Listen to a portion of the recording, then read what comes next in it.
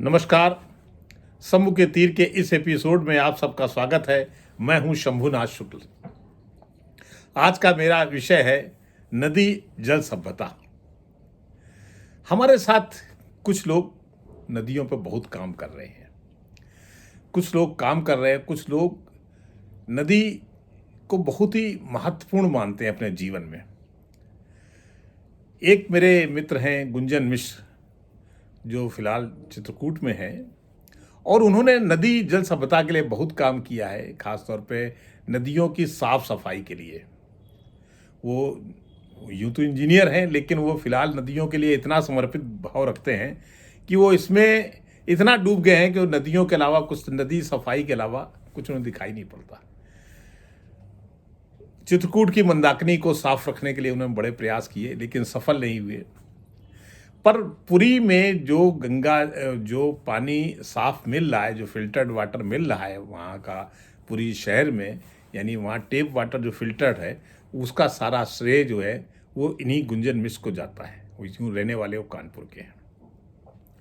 एक और हमारे मित्र हैं बजेंद्र प्रताप सिंह, जिन्होंने भी नदियों पर बड़ा काम किया है और नदियों के लिए पूरा जीवन उनका समर्पित है। और उन्होंने कानपुर में एक नदी जो बेहद प्रदूषित है, क्योंकि शहर के लगभग वो शहर के बीच में है, शहर के किनारे किनारे गुजर रही है, तो पांडु नदी, उस पांडु नदी के साफ सफाई में उनका एक बड़ा योगदान है, इसलिए उनको भी ये मेरा एपिसोड समर्पित है। ऐसे ही मेरे दो पत्रकार मित्र हैं, हालांकि वो भी पत्रकार हैं, जो बाकी शेष दोनों का नाम दिए मैंने, लेकिन ये दोनों आज भी पत्रकार हैं। उनमें एक है अमरेंद्र राय। अमरेंद्र राय का भी एक गंगा के प्रति जुनून है। रहने वाले तो वो गाजीपुर के हैं, पर बीएचयू पढ़ते थे तो वो एक तो गाजीपुर में भी गंगा, जिस जमनिया कस्बे को रहने वाले हैं वो गंगा नदी किनारे है, और बीएचयू के पास भी गंगा। तो गंगा से उनको एक ऐसा लगाव है कि एक बार तो वो जो गंगा का स्रोत है, यानी गोमुख से लेकर गंगा सागर तक की पैदल यात्रा उन्होंने कर डाली। तो वो भी महान है भाई, उनको गंगा के एक एक तीर्थ पता है। एक और पत्रकार मित्र हैं, आप सब उन्हें जानते हैं, मेरे वरिष्ठ मित्र हैं, अग्रज हैं, अनिल महेश्वरी, हिंदुस्तान टाइम्स में स्पेशल करस्पॉन्डेंट रहे हैं। वो कहीं भी अगर जाएंगे तो गंगा स्नान करने जरूर जाएंगे। मैं जाऊं न जाऊं, हालांकि मेरे साथ जाता है। जैसे फरखाबाद में गंगा देखकर बरसात में हम लोग गए थे, मैंने कहा भाई मैं तो इस गंगा में नहीं नहाऊंगा, मुझे बड़ा बिल्कुल साफ लग रही है। लेकिन हमारे पत्रकार जो बंधु हैं अनिल महेश्वरी जी, उन्होंने गंगा स्नान किया। बोले तुम जाओ न जाओ, मैं तो चाहे जाऊँ बाकायदा गंगा स्नान जरूर करता हूँ। हालांकि ऐसा कोई नहीं है इनमें से कोई बहुत धार्मिक व्यक्ति हो, लेकिन गंगा को मानते हैं। गंगा हमारे जीवन की संस्कृति है, हमारा जो ये जीवन है, दर्शन है, वो गंगा है। गंगा ना होती तो हम कहाँ से होते। बात उनकी सही है। एक मेरे और मित्र हैं, जो उनका नाम है सुभाष बंसल। सुभाष बंसल एक व्यापारी हैं और समृद्ध है, ठीक है। उनका नोएडा में बिल्डिंग का काम है, बिल्डर से एक तरह से कहना चाहिए। उनका इतना समर्पण भाव है, पिछले 30 वर्ष से वो गंगोत्री निरंतर जाते हैं और साल में 2-2 बार चले जाते हैं। जाड़े हो, गर्मी हो, बरसात हो, भारी बर्फ गिर रही, उनको कोई फर्क नहीं पड़ता। वो अपनी गाड़ी चलाते हुए, चाहे भले उनको गाड़ी हरसिल में खड़ी करनी पड़े और फिर वहाँ से पैदल जाएं, लेकिन वो जाते हैं। उन्होंने तो उस गंगोत्री में एक गेस्ट हाउस बना रखा है। अपना गेस्ट हाउस वो फ्री ऑफ कास्ट है, ये नहीं कि उसका कोई पैसा लिया था। भव्य है, हर तरह से वो 5 स्टार है, लेकिन उसका कोई वो पैसा नहीं लेते। और गंगा जो मंदिर है गंगोत्री, उसके बगल में भी एक मंदिर बनवा दिया है, जो उन्होंने वहाँ लोगों को समर्पित कर दिया है। उनका मानना है, हमारे बंसल जी का, कि गंगा जो है, गंगा एकमात्र जीवित देवता है। गंगा बह रही है। अब देखिए, ये प्रकृति से लगाव है। गंगा को कुछ लोग जीवित देवता मानते हैं। वो कहते हैं पत्थर के देवता तो उन्हें बहुत देखे हैं, लेकिन गंगा है, सूर्य है, चंद्र है, तो जीवित हैं। वैज्ञानिकता कुछ भी कहे कि सूर्य तो स्थिर है, पृथ्वी चारों ओर चक्कर काटती है, लेकिन मित्रों, अगर सूर्य न होता तो क्या हमारा वजूद होता? अगर सूर्य की एक निश्चित टेम्परेचर हमें न मिलता, चंद्रमा की ठंडक न मिलती, तो क्या हमारा वजूद होता? क्या ये नदियां ना होती? सिर्फ भारत पृथ्वी का 3/4 जल है, और अगर मान लीजिए वो जल जो है वो सिर्फ समुद्र का बना रहता, तो क्या हमारा जीवन रह पाता? मित्रों, नहीं, कदापि नहीं। हमारा जीवन इसीलिए है क्योंकि हम नदियों पर डिपेंड करते हैं, नदियों को ईश्वर मानते हैं। तो अगर कोई देवता है तो उनका मानना है बंसल जी का कि वो जीवित देवता गंगा जी हैं। मैं भी उनके साथ कई बार गया हूँ गंगोत्री। वो चाहे किसी तीर्थ नहीं आते, लेकिन गंगोत्री अवश्य जाते हैं हर साल। जाने में अच्छा लगता है गंगोत्री, लेकिन भाई मुझे तो गंगा जल में स्नान करने में डर लगता है। इतनी ठंडक होती है गंगोत्री में, लेकिन वो नहाते हैं। भले वो जनवरी की जाएं या भले वो जून में जाएं या अगस्त में जाएं, लेकिन वो गंगा स्नान जरूर करेंगे। और हमारे एक मित्र हैं राकेश तिवारी जी, जो एएसआई के डीजी रह चुके हैं, आर्कियोलॉजिकल सर्वे ऑफ इंडिया के डीजी रह चुके हैं। वो तो इतने जुनूनी हैं कि 1977 में 78 में जब वो बीएचयू में पढ़ रहे थे, तभी उन्होंने तय किया कि पूरी नदी यात्रा ही की जाए। और इस नदी यात्रा के लिए उन्होंने दिल्ली से चुना कि दिल्ली से वो जाएंगे फरक्का तक। अब दिल्ली से जमुना में, दिल्ली में डोंगी नहीं चल सकती, खुद ही डोंगी खेते हुए। तो उन्होंने जमुना में डोंगी, जो समय भी जमुना बहुत प्रदूषित थी और सारा पानी चूंकि दिल्ली उसका सोख लेता है तो बाकी पानी मिलता ही नहीं, तो वो अपनी डोंगी लेके चले। तो लोगों ने बताया कि डोंगी तो यहाँ से जा नहीं सकती क्योंकि पानी नहीं है जमुना में ज़्यादा। तो फिर जमुना से नहर जो ओखला बराज से कटती है, उस नहर से गए। अब उनकी डोंगी जब भी किसी, उसमें बहुत सारे पुल हैं, अब तो खैर चौड़ी दोनों तरफ सड़कें बन गई हैं, लेकिन जो पुल थे वो बहुत सकरे थे और कई बार डोंगी उनकी जो है उससे जाके टकरा जाए पुल से, चूंकि नहर में पानी काफ़ी था, उस पर छिपकली गिर जाए, कभी उनकी डोंगी पे पता लगा ऊपर से तमाम सारी मकड़ियाँ गिरी आकर के। इस तरह करते करते वो पहुँचे आगरा। आगरा के बाद फिर उन्होंने अपनी डोंगी एक ट्रक में उठवाई और चंबल में, जो धौलपुर के समीप है, चंबल में जाके फिर डोंगी खींचनी शुरू की। अब चंबल तो बहुत तेज बहने वाली नदी है। चंबल किनारे डकैत भी हैं, चंबल किनारे कहीं कहीं शमशान में, और उन्होंने तय किया था कि इसी डोंगी में ही रात काटेंगे। ये नहीं कि रात उतर के कहीं और काटते हैं, डोंगी में ही सोते थे। कई बार तो उनको कोई साथी मिल जाता था, कई बार अकेले होते थे। तो एक बार उनका कहना है रात हो गई, जहाँ रुके तो सामने देखा कि मुर्दे जल रहे हैं और वहाँ बड़ी, जो मुर्दा जलने से जो गंध आती वो भी बड़ी तीखी गंध आ रही थी, लेकिन वो रहे। ये भी एक अनुभव है, जवानी का जोश था, रुके। और वो वहाँ से पचदा आए जहाँ 5 नदियाँ मिलती हैं औरैया के समीप, वहाँ से गुजरते हुए फिर वो जमुना में आ गए। पचदा चूँकि फिर जमुना में मिलती हैं सारी नदियाँ, तो जमुना में आ गए और जमुना से फिर वो इलाहाबाद से गंगा आए, उसके बाद फिर वो सीधे चले जाते हैं फरक्का तक। अद्भुत यात्रा है। इस तरह के सोपान जोशी हैं, हमारे संपादक रहे हैं प्रभास जोशी के पुत्र। खैर ये उनका एक अलग परिचय है, लेकिन मुख्य परिचय उनका ये है कि सोपान जोशी ने जल जीवन जल मल थल एक पुस्तक लिखी है। अद्भुत पुस्तक है। ये थल यानी हमारी पृथ्वी तभी तक है जबकि जल और मल है, और कैसे इसको स्वच्छ रखा जाए, इस पे उनका बड़ा काम है। शायद ऐसा काम, ऐतिहासिक काम है सोपान जोशी का। तो ये बहुत सारे लोग हैं जिन्होंने नदी जल सभ्यता पे काम किया है, और सबके प्रोदा, इन सबसे पहले तो मैं नाम लूँगा, अब नहीं है जीवित, अनुपम मिश्र जी का। अनुपम मिश्र ने तो पानी पे इतना अद्भुत काम किया है। तालाब कहाँ गए, ये हमारे तालाब, उनकी पुस्तक है, अद्भुत काम किया है। तो हम तालाब, हम नदियों, हम अपने जीवन के सारे उन चीज़ों को खोते आ रहे हैं जिनके बूते ही हमारा जीवन है। तो ये है नदी जल सभ्यता, और हम नदियों को स्वच्छ नहीं रख पा रहे। एक ज़माने में जो नहर निकलती थी, हरिद्वार में निकलती है, वो एक लंबा करीब 600 मील चल करके वो कानपुर में गंगा में गिरती थी। आज वो नहर लापता है, कानपुर जाते ही लापता होती है। गंगा है ही नहीं कानपुर में। कानपुर की सच बात तो किसी घाट में गंगा नहीं है। इससे जब प्रधानमंत्री जी वहाँ गए तो मैंने एक टिप्पणी भी की थी कि प्रधानमंत्री जी को गंगा तो देख लेनी थी। कानपुर में सरसैया घाट में गंगा होती थी, गंगा नहीं है। वहाँ जो शमशान घाट है, भैरव घाट, वहाँ पे गंगा नहीं है, नाला सा है, उसी में लोग नहावा लेते हैं, चिता, अपनी जो चिता की अग्नि विसर्जित करते हैं। उसके बाद फिर फतेहपुर, इलाहाबाद, बनारस। तो गंगा की साफ सफाई का इतना करोड़ों रुपया खर्च होते हुए गंगा को सिर्फ, एक तो धर्म से जोड़ दिया जाना भी बड़ा गलत है। गंगा की एक आध्यात्मिक आस्था सबकी हो सकती है, लेकिन गंगा किसी धर्म विशेष को नहीं जोड़ना चाहिए, किसी धर्म विशेष की नहीं है। गंगा हर एक की है। गंगा में हिंदू, मुसलमान, सिख सबका योगदान है। क्या मैं अगर आपको बताऊं कि गंगा सबसे ज़्यादा मुझे सुंदर दृश्य कहीं लगा गंगा का, वो पठानों के कुछ गांव हैं बुलंदशहर में, स्याना के पास, बाराबस्सी। संयोग से केरल के राज्यपाल महोदय यानी आरिफ मोहम्मद खान वहीं के रहने वाले हैं, बाराबस्सी के ही। और उनका भारतीय संस्कृति से बड़ा लगाव है। उनके बाहर लिखा ही हुआ है उनके गेट पे गांव में, जननी जन्मभूमि स्वर्गादपि करियसी। और उस गांव के जितने सारे पठान लोग हैं उनको गंगा से बड़ा लगाव था। बाराबस्सी कभी एक ज़माने में जो पठानों का एक बड़ा शासन था, सासाराम और जो जौनपुर का सरकी साम्राज्य था, उनका वो बंदरगाह होता था। तो बाराबस्सी में अगर गंगा का पाट देख लें, गंगा का साफ सफाई देख लें तो अद्भुत लगता है। बाराबस्सी में ऊपर एक मस्जिद और नीचे गंगा बह रही, बहुत अच्छा लगता है, सुंदर दृश्य। अगर उस बाराबस्सी के मस्जिद से गंगा का चित्र लिया जाए तो ऐसी गंगा सुंदर कहीं नहीं देखी। तो गंगा में तो मुसलमानों का भी योगदान है, उन्होंने भी तो बड़ा काम किया, उनको भी हमें याद रखना चाहिए। लेकिन हम सोचते हैं गंगा को सिर्फ हिंदू धर्म से जोड़ देते हैं, इससे गंगा का कोई कल्याण नहीं होला। हिंदू धर्म से इससे जुड़ा हुआ है कि गंगा में चूंकि पहले यहाँ हिंदू धर्म था, इसलिए गंगा का हिंदू धर्म से लगाव है। लेकिन बाकी जो धर्म है, जैन हैं, बौद्ध हैं, सिख हैं, सबका गंगा से एक लगाव रहा है।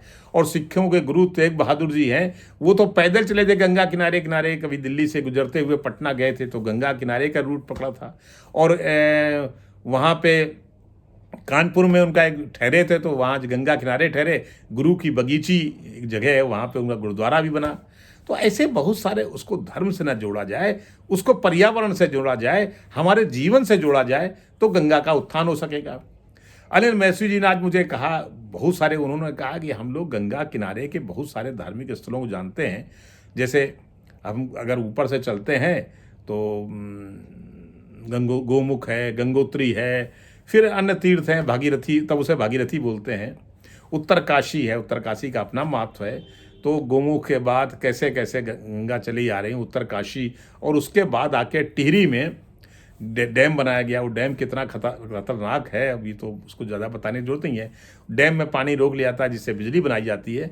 फिर बहुत छोटी धारा चलती है जो गंगा की आगे बढ़ती जाती है, और देवप्रयाग में उधर से बद्री और केदार से होती हुई अलकनंदा आ रही है, और वहाँ देवप्रयाग में जब मिलती है तो उसका नाम गंगा पड़ता है। नहीं, पहले भागीरथी है, फिर उसका नाम गंगा पड़ता है।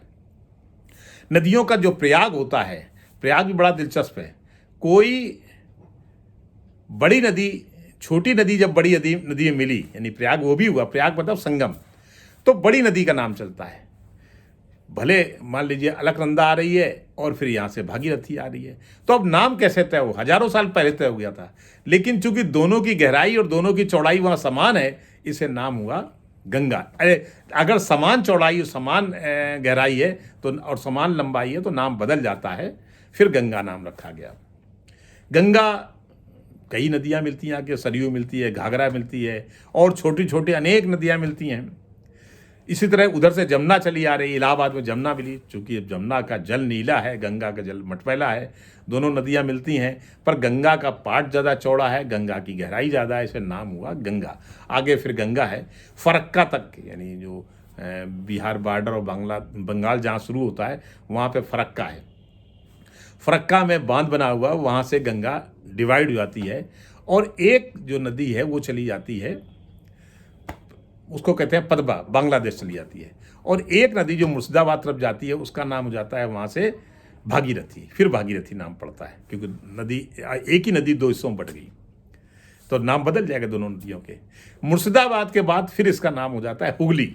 तो कलकत्ता में जो नदी है हुगली, और डायमंड हार्बर में वो जाकर के हुगली नदी जो है वो वही उसी का विस्तार है जो फिर गंगा सागर में मिलती है। सारी नदियाँ उधर पद्मा जाती है, पद्मा मेघना से मिलती है, तो दोनों का नाम हो जाता है मेघना, क्योंकि मेघना ज़्यादा बड़ी नदी है, वो ब्रह्मपुत्र तरफ से आ रही है, और आगे जाकर के वो बंगाल की खाड़ी मिलती हैं। ये सारी नदियाँ बंगाल खाड़ी मिलती हैं।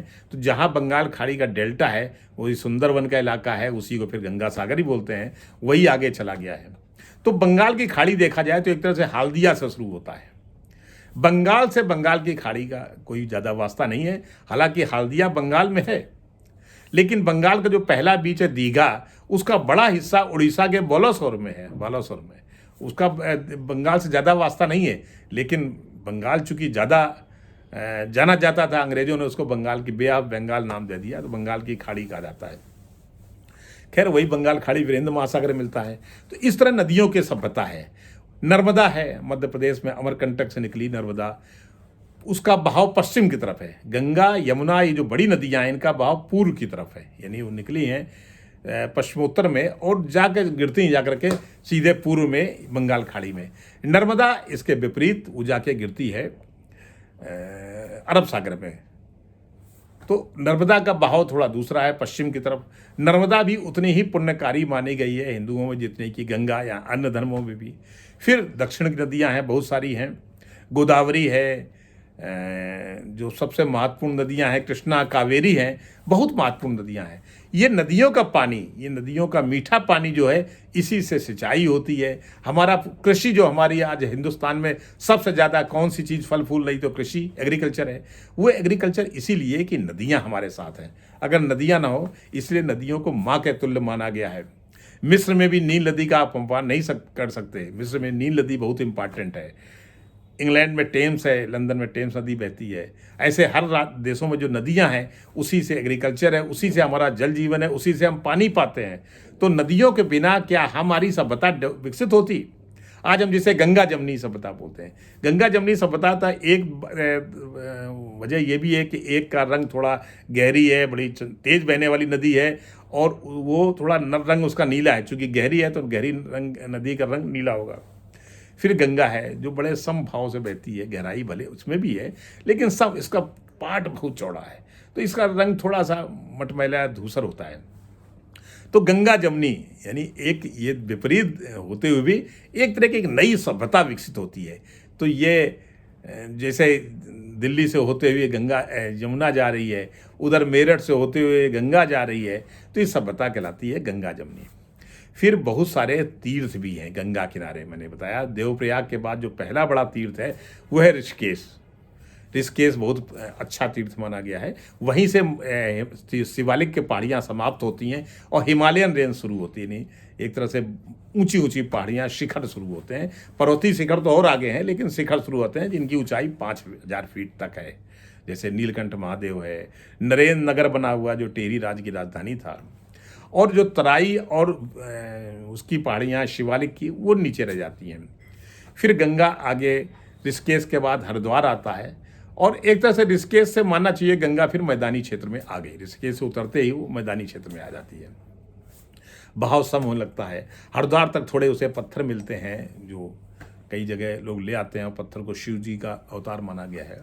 फिर हरिद्वार से एक बैराज बना करके एक नहर निकाली गई है जो हर की पौड़ी है, जिस पे कुंभ मेला लगता है, और उस वही नहर आके कानपुर में गिरती है। वो एक अपर गंगा कैनाल कही गई है। और गंगा फिर आगे बिजनौर होते हुए आगे बढ़ती है। तो गंगा जब बिजनौर होते हुए आगे बढ़ती तो कई तीर्थ आते हैं। एक तीर्थ तो गढ़ है, गढ़गंगा है, लेकिन एक जो बड़ा तीर्थ आता है विदुर, जो बिजनौर पड़ेगा, वो है विदुर कुटी। विदुर कुटी वहीं पे मानी गई है जो हस्तिनापुर के पैरेलल एक विदुर जी की कुटी थी। विदुर आपको पता ही होगा कि राजा धृतराष्ट्र के और पांडु के सबसे छोटे भाई थे, बहुत ही नीतिज्ञ कहे गए हैं। तो विदुर कुटी वहाँ पे है। गंगा जब बदायूं जाती है तो बदायूं में एक घाट है, कृष्णा घाट, जिसको स्नान करना बहुत अच्छा माना गया है। फिर आगे सूकर क्षेत्र नहीं, सोरो क्षेत्र पड़ता है एटा जिले में। अब तो शायद वो काशीराम जिले में, महामना का काशीराम जिले में आ गया है, सो वो है। फिर गंगा और बढ़ती है, सौरिक है, उसके बाद आगे बढ़ते कन्नौज होती हुई गंगा बिठूर आती है जो कानपुर करीब है। बिठूर से फिर कानपुर, और उसके बाद फिर गंगा सीधे फतेहपुर होती हुई इलाहाबाद जाती है, और फिर वही रूट है। तो इतनी बड़ी सभ्यता है, इतनी नदियाँ गंगा मिलती हैं, इतनी, और बंगाल और बिहार में तो अनेक नदियाँ जो नेपाल से चली आ रही हैं, जो तिब्बत से चली आ रही हैं, सब नदियाँ मिलती हैं, और गंगा अनवरत बहती रहती है। तो ये जो गंगा का बहाव है, यही उसका देवत्व भाव है, और यही हमारे जीवन की आध्यात्मिकता है कि हमारा जीवन अगर सुचारू गति से चल रहा है तो उसकी वजह है कि गंगा की गति है। हम गंगा की गति से चल रहे हैं। अगर गंगा ना होती तो हम ना हमारा जीवन होता, ना हम होते। इसीलिए ये जो हमारे मित्र लोग हैं, वो गंगा को बहुत ही, मतलब जो हमारे मित्र सुभाष बंसल हैं, उनकी तो गंगा में अथाह आस्था है। इसके अलावा बताया कि अनिल मैश्री जी हैं, अमरेंद्र राय हैं, गुंजन मिश्र हैं, ब्रजेंद्र प्रताप सिंह हैं, सोपान जोशी हैं। इन सब ने अपना जल जीवन के लिए अपना जीवन समर्पित किया है। तो हमारे जीवन में जो जल की सभ्यता है, जो नदियों की सभ्यता है, इस पर और रिसर्च होनी चाहिए, और इनके सफाई का काम भी होना चाहिए, तभी हमारी सभ्यता विकसित हो पाएगी। तो तो मित्रों, आज का मैं एपिसोड कुछ लंबा हो गया, मैं यहाँ से समाप्त करता हूँ। कल फिर इसी कड़ी में जो हमारी जीवन से जुड़ी हुई बहुत सारी जो सभ्यता हमें ज़मीन से मिलती है, उस पर फिर हम डिबेट करेंगे, उस पर फिर डिबेट किया, उस पर फिर मैं बातचीत करूंगा। और जो आप लोग टिप्पणी करते हैं, उस टिप्पणी से मैं सीखता हूँ, उस टिप्पणी को फिर मैं अगले रोज़ उसको और थोड़ा व्यापक रूप देता हूँ, सीखता भी हूँ। तो एक तो मैं ये आपसे अनुरोध करूँगा कि मेरा जो ये शंभू के तीर है, ये फ़िलहाल इसका जो सब्सक्राइबर की दर है वो धीमी गति से चल रही है। उसे आप लोग सब्सक्राइब करें, उसे लाइक या कमेंट भी करें, लाइक करें, कमेंट करें और उसमें बेल आइकन दबाएं ताकि रोज़ाना ये मिलती रहे। और अगर आप लोग व्यू नहीं आएंगे नहीं तो फिर मुझे बंद करना पड़ेगा। एक मेरी बड़ी इच्छा थी, मैं उसको कोई इसे नहीं कर रहा था कि इससे कोई मुझे मुद्रा की प्राप्ति होगी, बल्कि इसलिए कर रहा था कि ये एक ऐसी चीज़ें हैं जो लोग विस्मित करते जा रहे हैं। उन विस्मित होती हुई चीज़ों को मैं शायद इसके माध्यम से रख सकूं, ये आगे काम आएगी। क्योंकि कई बार मैं फेसबुक लिख देता हूँ, फेसबुक से लोग भूल जाते हैं, लेकिन ये वीडियो सुरक्षित बने रहेंगे और ये आगे काम आएंगे। इसीलिए मैं इनको यहाँ पर अपने जो हमारा यूट्यूब है शंभू के तीर, इसमें मैं सुरक्षित रख देता हूँ। मैं आमतौर पर राजनीतिक चीज़ों से इसलिए बचता हूँ कि उनके लिए बहुत सारे यूट्यूब हैं, आप देख सकते हैं। ये चीज़ें ऐसी हैं जो शायद आगे चल के ना मिलें। ये एक ऐसे आगे इनके बारे में कौन डिस्कस करेगा, तो आगे विस्मित ना हो जाए। बहुत सारी चीज़ें हमारी विस्मित होती जा रही हैं, तो उन यादों को बनाए रखने के लिए मैंने यूट्यूब शुरू किया है। आप लोग इसमें अगर सब्सक्राइब करते रहेंगे तो मेरा भी मनोबल बढ़ा रहेगा और मैं इसमें रोज़ाना कुछ ना कुछ फिर नया लेकर आऊँगा। क्योंकि इसकी गति जो है, ये 1 महीना मुझे होने को आ रहा है। 3 तारीख हो गई, 5 दिसंबर को मैंने शुरू किया था, लेकिन इसके जो बढ़ने की गति है वो बहुत धीमी है। इसका मतलब या तो आप लोगों को दिलचस्पी नहीं है, वैसे भी मैं उन विषयों को नहीं उठा रहा जिसमें राजनीतिक विषय हों जो बहुत तेज़ी से लोगों को बढ़ा दें। मैंने वो विषय उठाया वो जो लोग भूलते जा रहे हैं, जो हमारे जीवन का अपरिहार्य रंग है, लेकिन लोग भूलते जा रहे हैं, इसलिए मैं इस पर बोलता हूँ। अगर आप इस लोग इसे सब्सक्राइब करेंगे, इसको लाइक करेंगे, कमेंट करेंगे तो बेहतर रहेगा। मेरा भी मनोबल बढ़ा रहेगा और मैं आगे इस पर निरंतर बना रहूँगा। तो मित्रों, मैं फिर यहीं से विदा लेता हूँ। धन्यवाद।